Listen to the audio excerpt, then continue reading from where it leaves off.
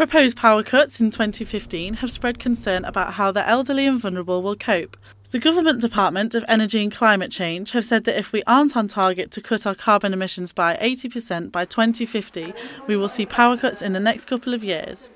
Homes Behaving Badly is a Nottingham-based energy saving scheme that provide workshops to teach people energy saving tricks in their homes to try and stop the cuts. Research that we're doing is really showing how important it is that we change our behaviour. You can actually save up to a third on your heating bills and your water bills just by changing behaviour. We are literally finding that an average is over 20,000 people a year in the UK dying of the cold, and that's without power cuts. So potentially tens of thousands of lives are at stake.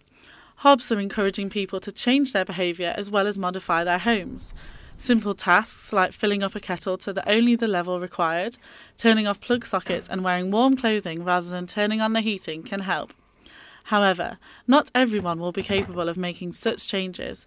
Carers for the elderly are particularly worried about how older people will cope in their own homes. In this place, it would be, in the care home environment, it would be much easier to us to manage that situation, because we'll have things in place. You know, we can go around and tell them, well, we're putting an extra cardigan on you, the heating's going to go off for an hour, or we ensure we're gas for cooking and that, so it wouldn't affect the cooking.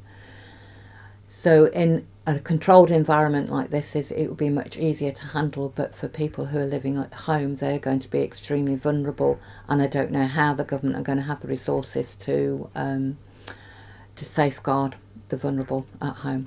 The Government Department of Energy and Climate Change have no comment about the power cuts, despite growing worries. For now, the best we can do is switch off and save to try and avoid a blackout.